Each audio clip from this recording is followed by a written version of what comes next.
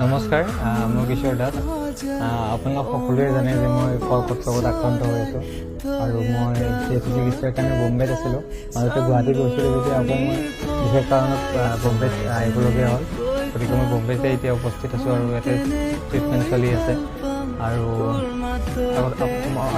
এতিয়ালৈ মই যিমানখিনি কাম কৰিছোঁ আপোনাক সকলোৱে মৰম কৰিছোঁ, আশীৰ্বাদ কৰিছে আৰু সেইটোলৈ মই আজি চাগে মোৰ মনোবলটো আজিলৈ বহুত ষ্ট্ৰং হৈ আছে। আপোনালোকৰ এই আশীৰ্বাদ পোৱাৰ কাৰণে সাহস পাইছোঁ আপোনালোকৰ পৰা বহুতখিনি। আৰু এইখিনি লৈ মই মোৰ নিজৰ এই ৰোগটোক মই পৰাস্ত কৰিবলৈ মই হেৰি কৰি আছোঁ যিমান পাৰোঁ। কাৰণ মোৰ উইল পাৱাৰটো থাকিলে মোৰ বেমাৰটো মোক হাৰাব নোৱাৰিব। গতিকে মই আপোনালোকৰ যিখিনি মৰম পাইছোঁ, আশীৰ্বাদ পাইছোঁ, সকলোৰে কাৰণে বহুত বহুত ধন্যবাদ।